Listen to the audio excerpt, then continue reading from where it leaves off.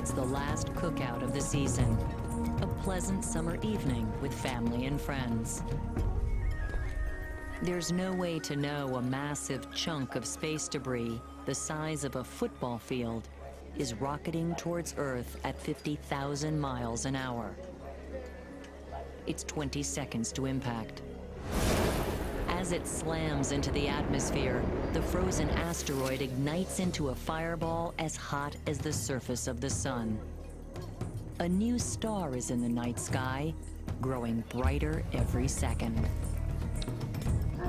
Ionization from the fireball disrupts radio and TV signals in a 1,000-mile radius. An impact 25 miles away turns night to day. The energy of 100 nuclear bombs is released. For now, everything is silent. 7 seconds after impact, the shockwave begins. While the ground is quaking, winds of supersonic velocity tear the region apart.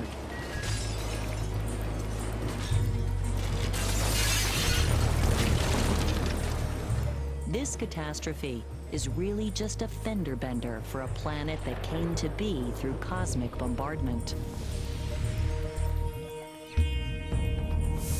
We continue to take hits daily. Most are small. Some potentially as large as the one that ended the dinosaurs. That's why we're going out to meet these deadly comets and asteroids. What we're finding there could avert disaster and may reveal the origins of life on Earth.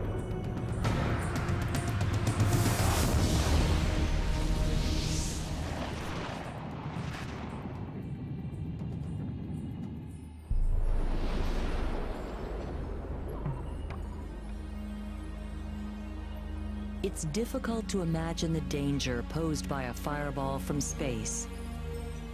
But in the early morning of January 18th, 2000, residents of a remote town in the Canadian Yukon received a powerful wake-up call. An update from the CBC's Yukon newsroom. Eyewitness reports say the explosion lit up downtown Whitehorse as if a giant flashbulb had gone off. We were starting to get reports from people that they had heard a very loud boom, had felt like a shock wave.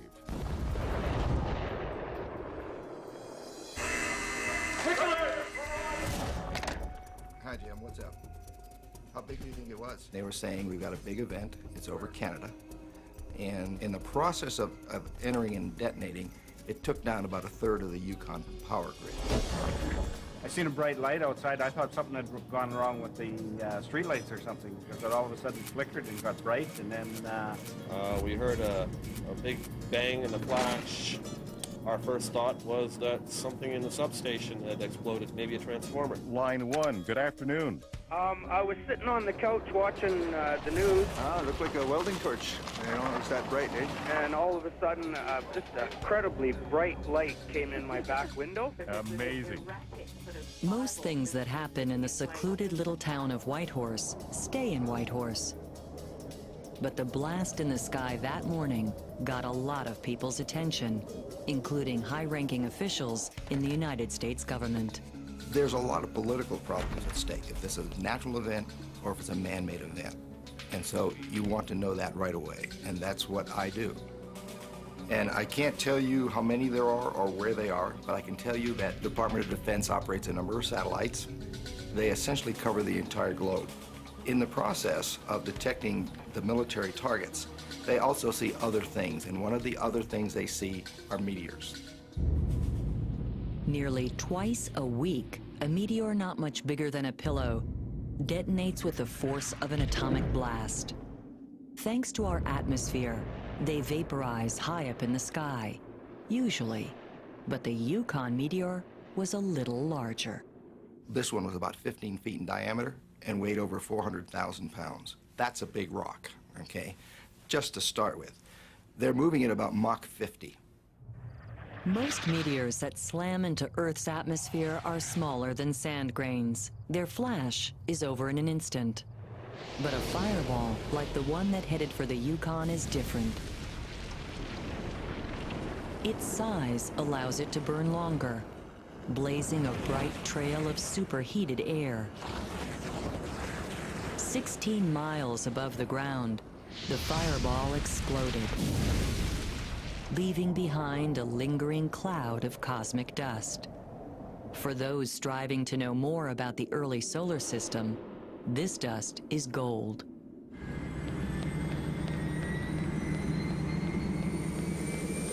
NASA has a high-altitude jet specially designed to gather space dust.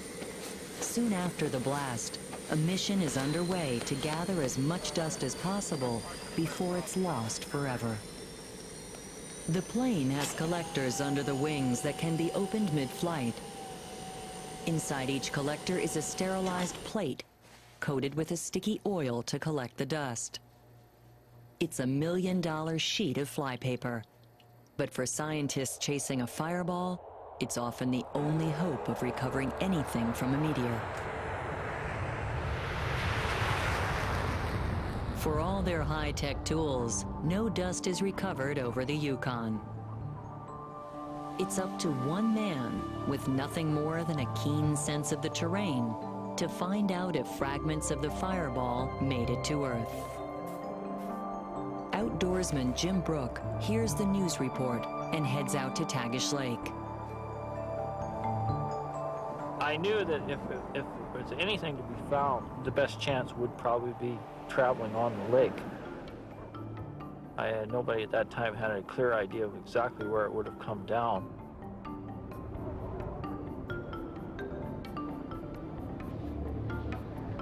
When I found them, it was getting close to dark.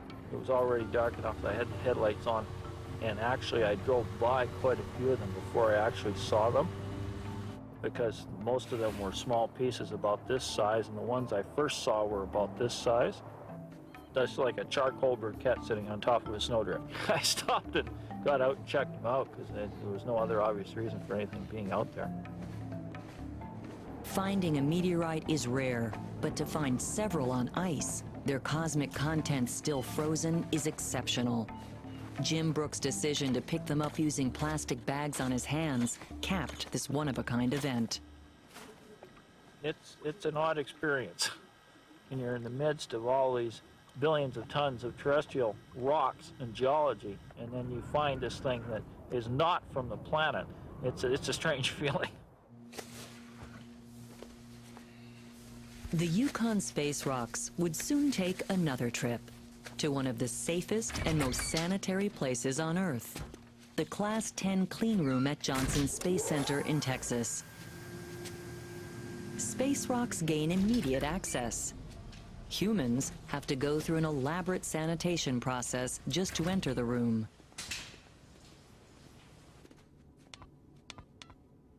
Cosmic mineralogist Mike Zelensky gets a lot of rocks sent his way. Not all of them turn out to be from space. It was only when the samples came down, I opened them up in the laboratory, that we realized that they really were meteorites. And not only that, but were an extremely rare kind of meteorite, perhaps the oldest, most primitive of all that we have. It appears to contain a very high concentration of stardust, the original material from which all the planets and the sun were formed from. All the atoms in our bodies came from stardust. And so to have it be recovered like that immediately and still frozen is really a once in a century sort of an event. Could a few crumbling rocks actually have something to tell us about the building blocks that created the solar system? Asteroids, comets, and meteors may offer us a way to go back in time. Everything in the solar system formed 4.5 billion years ago, the result of impacts and collisions on the grandest scale. While 9 planets emerged, trillions of smaller chunks of debris remained loose outside the orbit of Mars because of Jupiter's tremendous gravitational pull. This is the asteroid belt. Leftovers from creation, They are today capable of massive destruction.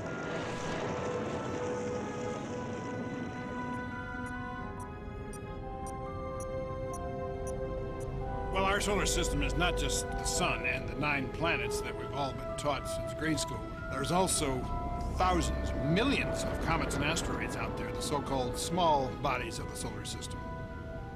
They not only represent the chemical mix from which the solar system formed, they also have a nasty habit of running into us from time to time. The same mechanism that didn't allow them to form into a single planet because of neighboring Jupiter picks them into Earth-crossing orbits. In a very real sense, we will get hit. It's not a question of if, it's just a question of when. Astronomers have already found 500 Earth-crossing asteroids, half a mile or larger. A space rock as large as the one that ended the dinosaurs is out there and can hit us again. In 1994, astronomers got a rare chance to witness this danger. An enormous comet named Shoemaker-Levy 9 broke into 20 pieces and was sucked into Jupiter at speeds 100 times faster than a bullet.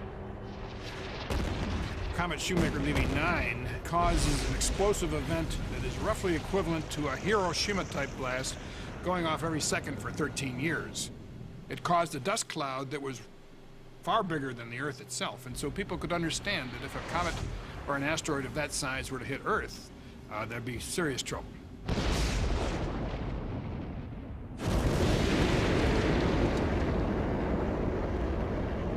Overnight, understanding fireballs becomes a matter of global security. A spacecraft called Near Shoemaker is launched to rendezvous with one of these marauders. An asteroid called Eros, orbiting out by Mars.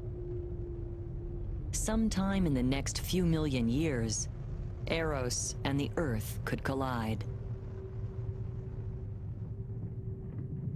There are many kind of natural disasters you can't do anything about. An earthquake happens, it happens. But if an asteroid's headed toward you, we have the technology, in principle, never been tested, but in theory, we've got rockets, we've got bombs, they're strong enough and powerful enough that one might be able to apply that force to cause the asteroid's orbit to change just slightly so that it misses the Earth instead of hits the Earth. And the kind of measurements we've been doing on Near Shoemaker are at least a start in that direction. In fact, the Near mission is well past the starting point. It's taken 5 years, 2.5 trips around the sun, and 2 billion miles to get there. But this tough little spacecraft arrives and is now orbiting the asteroid Eros. Its primary mission was to take the first close-up pictures of a small celestial body. But today, the mission takes a dramatic and historic turn. NASA will attempt to land the spacecraft on the asteroid itself. By their own admission, it's exceedingly risky. They are attempting to maneuver a craft orbiting an asteroid 190 million miles from Earth. We're the first spacecraft to ever orbit a small body. And now I'm hoping we will also be the first spacecraft to land on a small body. What I don't want to be is the first impactor on a small body. That is one that hits rather hard. Eric's going to be here. Overseeing the entire project from the Applied Physics Laboratory near Baltimore, Maryland, is Mission Director Robert Farquhar. We've been going through this over and over again, and I'm just thinking of all the places where the thing can fail. And there's an awful lot of places, because the round-trip light time is like 35 minutes. So by the time we find out there's a problem and then think of what to do, it's going to be too late. I like that. How much higher do you think it'll be? Well, it's not 1-to-1, and because the screwy the... Chief Navigator Bobby Williams assists Farquhar across the country at the Jet Propulsion Lab in Pasadena. For the Near mission, we essentially had to rewrite the book on the way we do things. In missions to planets, we have quite a bit of knowledge about the planet before we get there, but for asteroids, We know almost none of those things to the precision we need to navigate spacecraft around them. Well, so shadow notes. This is an early. All of the orbiters that have flown to date have flown around, in layman's term, a ball. This is more like a potato. Deep space navigators typically use the uniform gravity around a planet to hold a ship on course. But everything about this wobbling potato seems intent on throwing them off. This is new. I haven't done anything like this before. I've been working here for 33 years. The irregular shape causes a lot of problems in terms of navigation, and then with that goes an irregular gravity field. When the spacecraft orbits around or tries to land, it's buffeted by these different regions of Eros. This buffeting, or gravitational pull on the spacecraft, can be put to use by scientists to find out how dense an asteroid is. Eros seems to be a solid asteroid with unusual cracks in its interior, suggesting that at some point, Eros was chipped from a larger asteroid during an impact. Just how diverse these space rocks can be was revealed by an earlier pass-by of asteroid Mathilde. When NEAR received a gravity jiggle, scientists were surprised to learn that this asteroid wasn't solid at all. If this thing were a little bit lighter, it would float.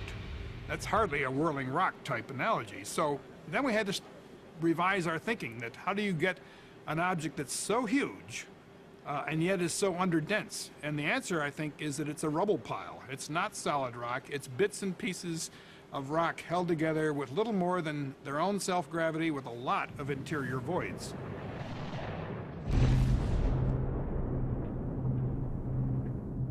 It has enormous craters on it. We thought that there was a maximum size of crater you could have on an asteroid, that if there were an impact that would make a bigger crater, it would blast the thing apart.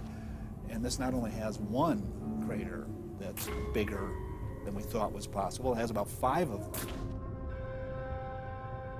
Orbiting close to Eros, NEAR's camera records the violent nature of the solar system in staggering detail. This 21-mile hulk lies battered and scarred. 100,000 craters. Accumulations of impact debris possibly 100 feet deep. For the first time, we've come face to face with a natural enemy of Earth, and this one is 3 times larger than the rock that killed the dinosaurs. As images stream down from NEAR day and night, 160,000 of them so far, mission planners are hatching one final, daring maneuver to get the closest look yet at the asteroid. That if the station loses lock, it's not going to be able to lock up very fast. Is that the problem? What they're going to do next may push it well beyond what the spacecraft can handle. They plan to bring the craft, without any landing gear, to the surface of Eros itself, taking pictures the whole way. It looks like maybe we're a little bit further to the left, but still about like. The NEAR Shoemaker spacecraft and the mission was designed to orbit an asteroid, and this is already a big step forward. And so we didn't want to bite off too much with the first mission. Otherwise, we would have put landing gear on it, and we would have had the capability to land on the asteroid. But even before we launched, I was already thinking, hey, it'd be a nice way to end the mission. Non-burn prediction, they changed the AOS to 1620. Yes, sir. So if it all works, we should hit between 2 and 7 miles per hour. And in order to slow it down, we need a whole series of engine burns to go off one after the other in a very precise way. But once it's gone off, and if it's not done right, there's not too much we can do to save the spacecraft from crashing. The odds are long, but it's worth the risk. What's learned here could save our planet if an asteroid is headed our way. Sometimes the sky does fall. On the night of October 9th, 1992, fans at a football game are distracted. So are amateur videographers in 2 other mid-Atlantic states. It's known as the Peekskill Fireball. That's because it finally came to rest on a Chevy Malibu in Peekskill, New York. The chances of getting hit by one are rare, but the Earth is a target. We have only to look at the moon. The view is filled with craters. Without an atmosphere, many more impacts occur. Even lunar dust is pitted with micro-impacts. And it's all there, preserved. It's not possible that the Earth has escaped being hit by fireballs. But on the Earth, everything recycles, it changes within 3 million, 10 million years. And as a result, it's very difficult to find impact craters. They get buried, they get eroded, they get destroyed. Impact specialist Peter Schultz is trying to find traces of an impact on the coast of Argentina. This area is made up like a giant sandbox, and as a result, when the crater forms, it fills in. So it's much more difficult to find the crater in this type of environment. Craters are so hard to find, Schultz often works like a detective, sorting through tiny clues. While in Argentina, an intriguing piece of evidence came to him completely by chance.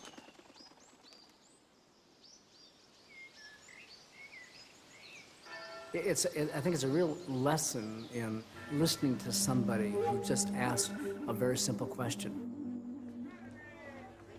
Her name was Fernanda. She was translating some presentations I was giving in Cordoba and Rio Cuarto. She came to me with some beautiful small green glasses and said, "Are these somehow related?" She got them when she was a 5-year-old or 7-year-old, walking along the cliffs of Argentina, and here, 20 years later, she was showing these glasses to me. Unless we could find more of it, this would be just an anecdote, just a story of a young girl picking up a pretty piece of glass. The road from anecdote to evidence of impact would take Schultz to a remote stretch of Atlantic coastline south of Buenos Aires. But if he is to find more of what may be impact glass, he'll have to scale a set of towering cliffs along the sea. Fernando, golpea ahora.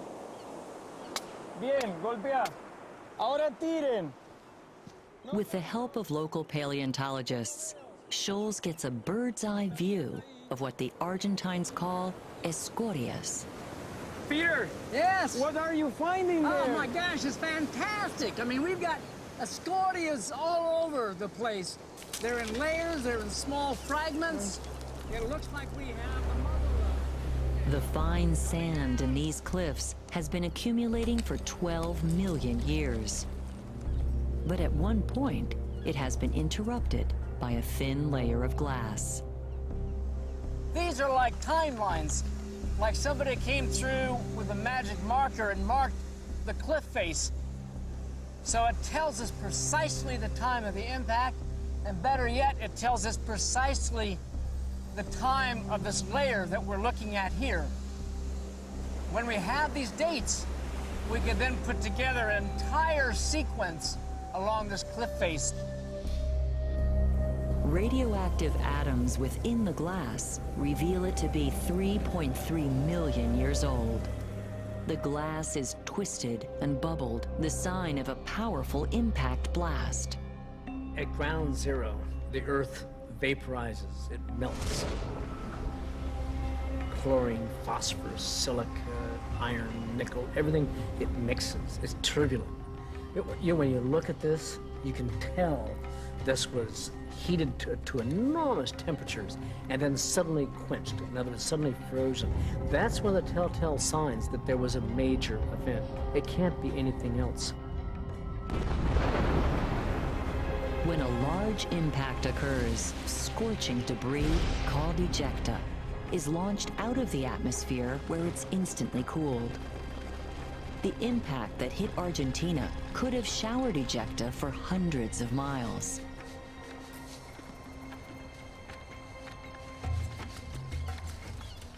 While the crater itself may be somewhere offshore, another set of clues has emerged, offering even more evidence of this ancient impact. Argentine paleontologists digging along the same coastline have uncovered fossils of some very strange animals. This is the last record of this animal. This is a very peculiar piece of bone with this strange shape in here. It belongs to a carnivore marsupial. It's with a strange adaptation. It's a saber-toothed marsupial.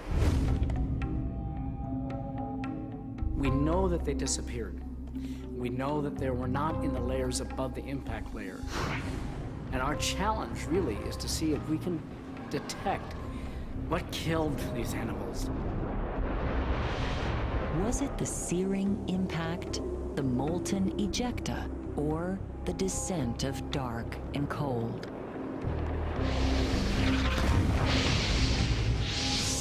The blast may have been confined to one small region of South America, yet scores of unique animals disappeared forever. This was the type of event that occurs every so many millions of years. And it's that mystery on those types of extinctions that are on the margins of death and destruction that may be more appropriate for humans to be watching out for. To really understand how a smaller impact can still be so destructive, Peter Scholes needs to reconstruct the impact itself. At the NASA Ames Vertical Gun Range, a hypersonic gun shoots simulated impacts from any angle. This instrument allows us actually to capture the whole impact event in just a few milliseconds of time. But then we can stretch it out and actually pretend that we're back in Argentina watching the event actually happen. The intense blast, the intense heat, the tornadic velocity winds. And it will all take place here, inside this steel-reinforced chamber. At ground zero, a mixture of soils similar to the Argentine landscape. But can this sand be made to melt into glass? This is a super gun. This is not like a Colt 45. The velocities are much higher, and when it hits, it just simply fries the target. And it's the only one in the world like this. There's nothing that can get to the velocities or go to the different angles that this particular gun can.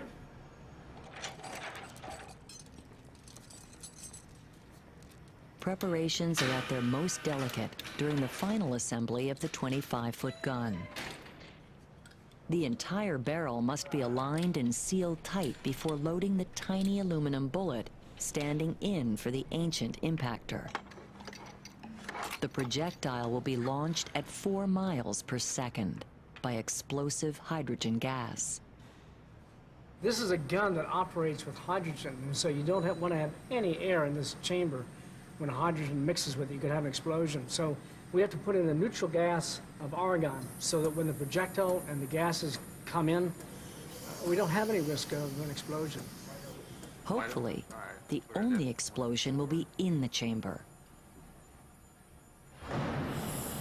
High-speed cameras will record the results at 500 frames per second.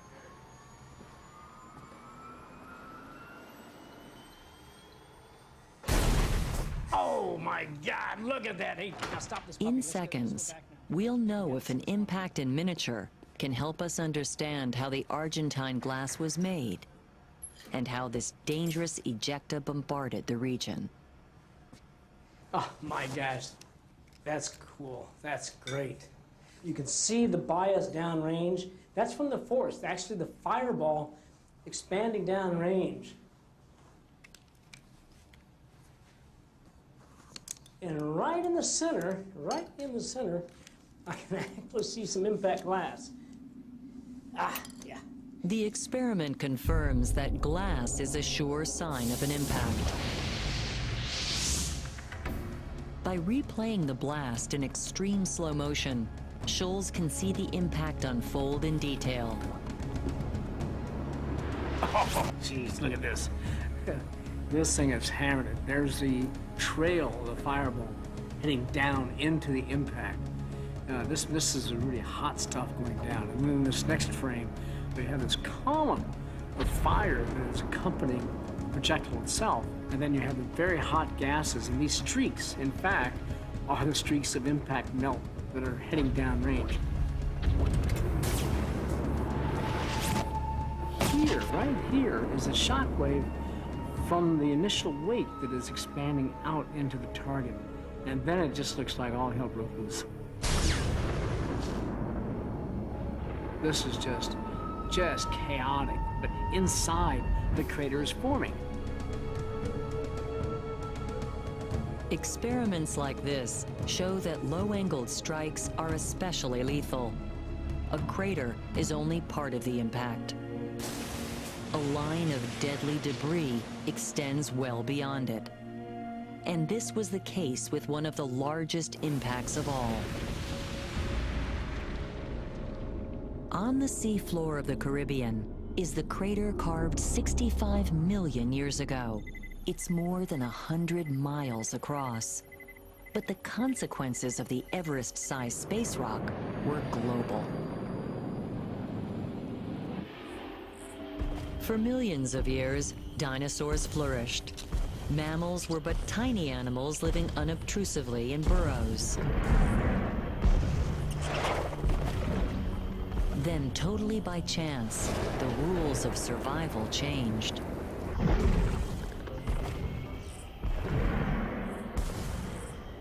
In the blink of an eye, the Earth plunged into darkness, then cold. But mammals then didn't need sunlight and green plants. A diet of decaying matter allowed them to survive. Were it not for this fireball, life on Earth would be different. When I walk along these cliffs and I see this record, it actually gives me chills. I'm here today, maybe even in response to such a collision. Perhaps fireballs allowed people like us to evolve.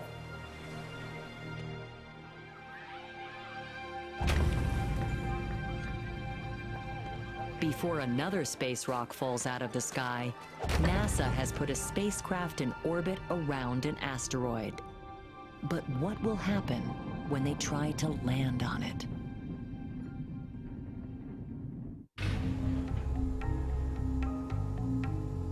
Back at Mission Control, NIRS thrusters have been fired, sending the spacecraft on its final descent toward Eros. 4 more braking burns are preset to fire on the craft, slowing it burn by burn to the landing spot. Okay, this is a critical burn. But the timing of those presets was an Earthbound guesstimate. Now that NIR is actually on descent, calculating precisely how fast it is falling is critical to keeping the craft on course. Between here and here, we're going to have to talk about what to do there. Okay. Do that. Okay. They have one chance to control the descent.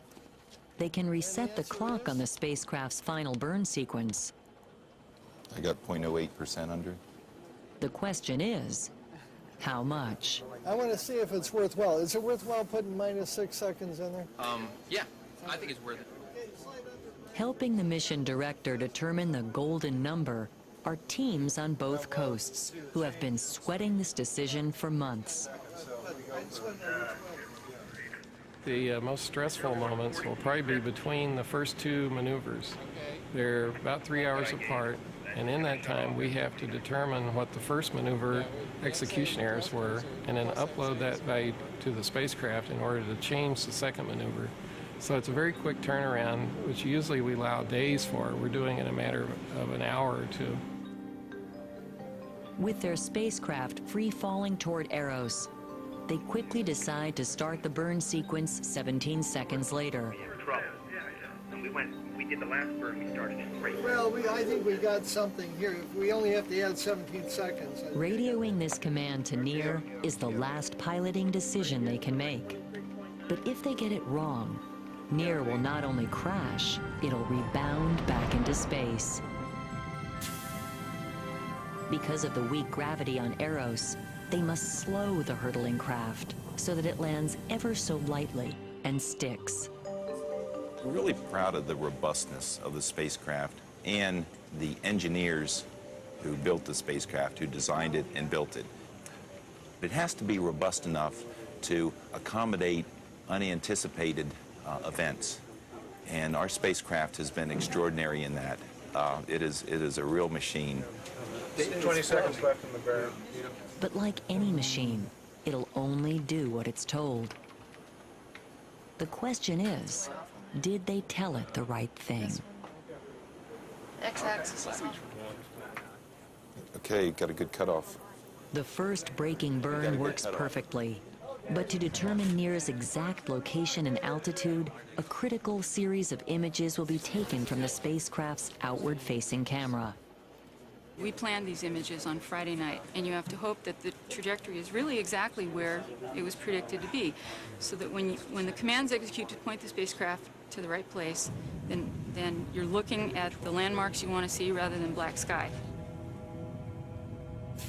On the descent, Near is snapping a photo every 30 seconds. So where is this? But waiting for those first images to show up on their screen feels like hours. Oh, I can tell you where it is. I think the thing that's always a little bit scary at the end is that you don't know if a mistake was made. Everybody's human, and we type these commands in, and you can type a number wrong, and then the pictures come up black, and you go, oops. Until there's an image, they're flying blind. And they know the spacecraft is less than 2 miles from the surface. Even as we learn more and more about asteroids, there is another, far more mysterious threat in the heavens: comets.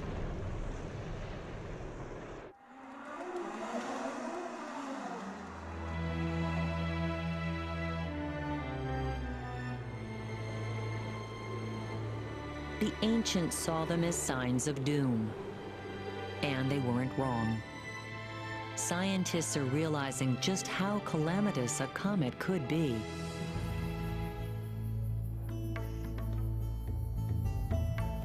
They look like just a fuzzy light passing sedately across the sky.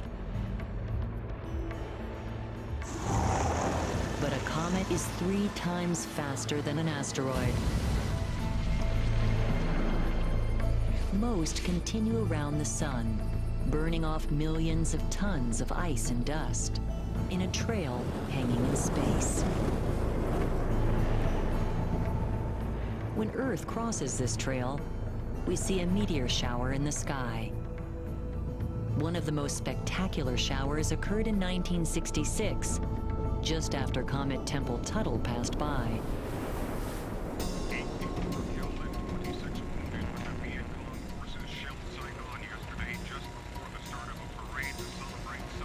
In 1966, I lived in Plainview, Texas, when I was 10 years old. And we got up very early one morning to take my brother to the airport. The shelling began about 7 o'clock in the morning as people were making their way to watch them. And I was in the back seat of the car, and with my brother and my mother and grandfather were in the front seat driving along, and we got on that road. And West Texas was very flat, and he was on his way to go be a Marine and fight in Vietnam. So it was a very emotional time for us, very, very difficult time, because you can just imagine what it was like.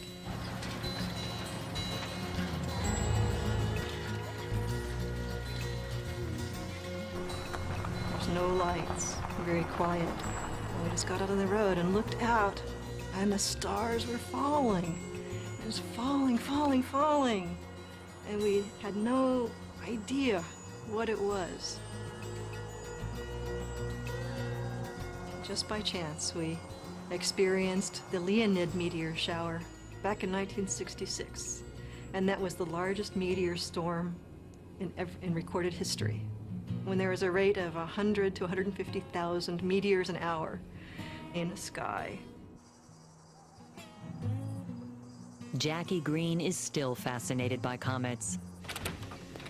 Today, she's a planetary scientist at the Jet Propulsion Laboratory in California.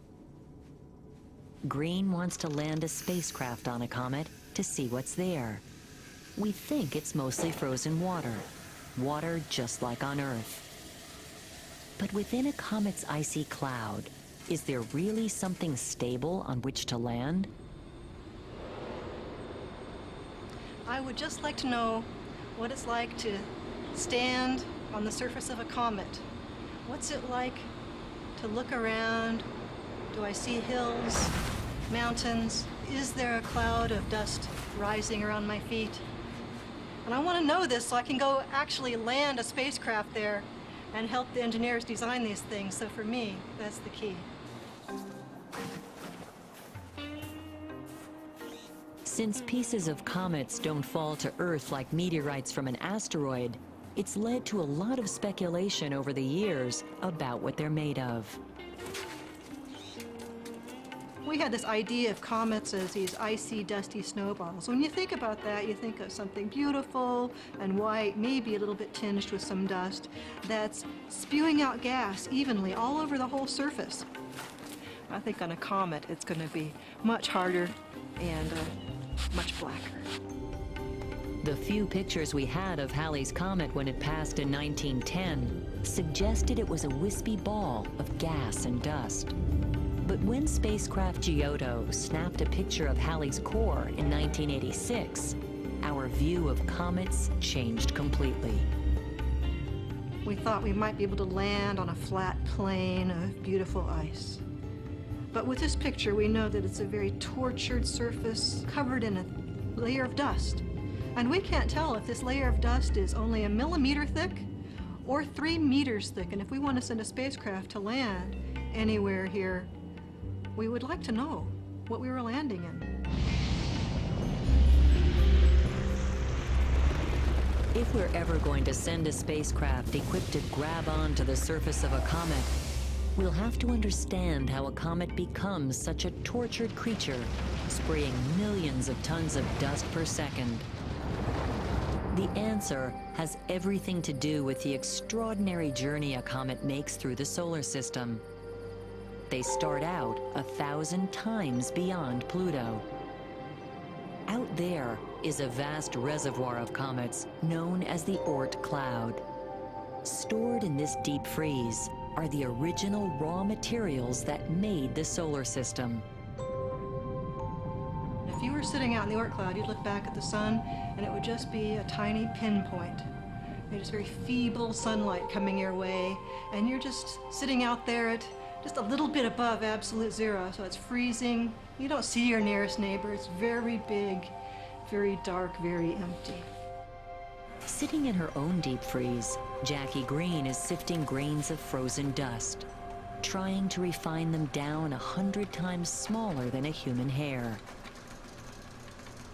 This approximates the dust grains a spacecraft might collect on a comet. If there were organic materials on a comet, they would be in this dust. Into the vacuum of space, this little comet goes, on a simulated ride through the solar system. In the chamber, temperatures will drop to -300 degrees. To start the journey, Green flips on a dose of sunlight.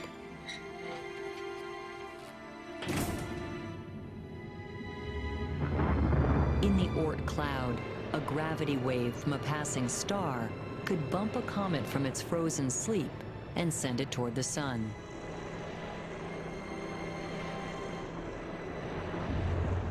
As it passes Jupiter, the sun is vaporizing the comet's ice into a massive cloud of gas and dust.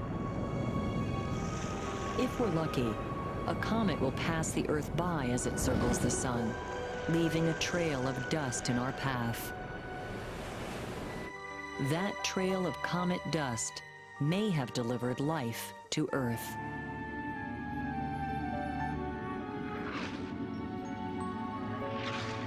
But a comet, just like an asteroid, could make an impact on the Earth directly. Scientists think that when the Earth was first forming, it was under constant bombardment from space.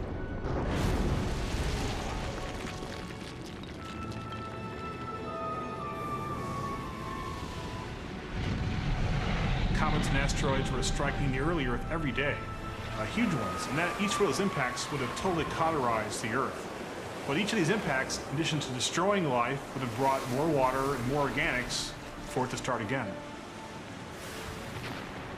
The organics and water they brought basically were fundamental in getting life started on the Earth. Vestiges of that early seeding continue to rain down. Embedded within the Tagish-Yukon meteorites, scientists like Mike Zelensky have found further evidence for the idea of the birth of life through bombardment. We discovered in this meteorite small bubbles of organics, hollow bubbles, the sort of thing that might have harbored early life. It hadn't gotten started on this asteroid. And inside of these calcite, you find little bubbles of water, which are actual samples of the asteroidal water. Amino acids, complex organics, hydrocarbons, they're all there in abundance. And we know that these come from worlds which had liquid water present. It means room temperatures. So what else do you need to get life started? Comets and asteroids are offering new clues to age-old questions. Questions we'll be closer to answering if NASA succeeds in landing on an asteroid in space.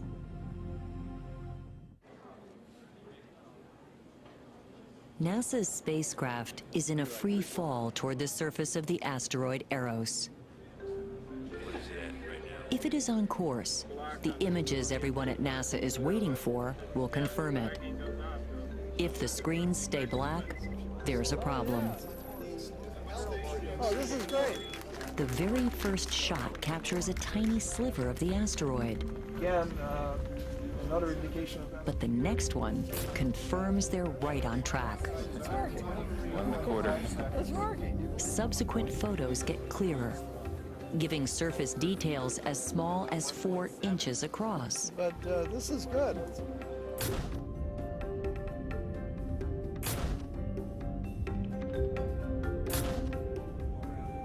I'd say we know Eros pretty well. It's a beautiful planet.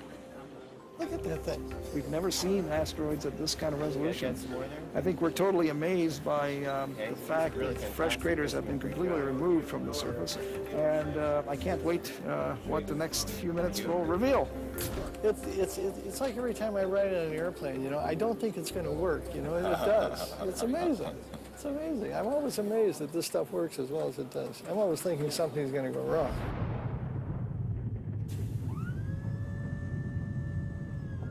No matter what they're hoping, everyone in this room is convinced that in a few moments their spacecraft will fall into a canyon.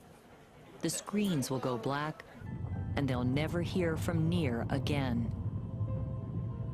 Without landing gear, the only thing that can save this spacecraft is a rocket scientist. This is it.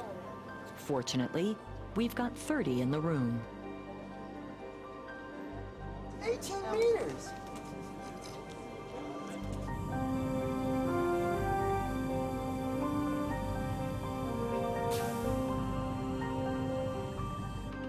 Against all probability, the signal from Near somehow continues to stream back. It's still there? Still there? Now, we're beyond 6310 to track. How long can they How far up are you guys? Is it possible it's on the surface, safe and sound? Wait a minute, I want to confirm first. Mission scientists scramble to verify that the spacecraft has in fact landed. Are you in or out of lock? It's hard. We're dropping in and out, but we still got lock. Still got luck. Keep going. MCD is out for sure. We have no telemetry yet. Well, the final reading was 0.017 kilometers. They're still in the region. I mean, it's on the surface. Amazing. Amazing. Amazing. One final monumental image arrives to Earth as they confirm they've accomplished the unthinkable. For the first time, a spacecraft has landed on an asteroid, one of the marauders of our solar system. And if that weren't enough, they continue to receive a signal from the spacecraft. At a billionth of a watt, it's just enough to let them know that NEAR is alive and well. It's phoning home. That's right. And it says I'm here and I'm still alive. So it's great. This is fabulous. Amazing. It's fabulous. Unbelievable. This is unbelievable. I never thought. I kept saying less than 1%, right?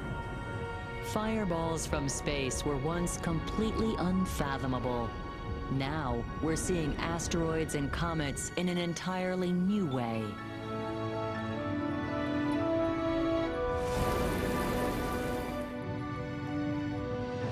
And we've taken the first historic steps to prevent a catastrophic impact that could threaten our future.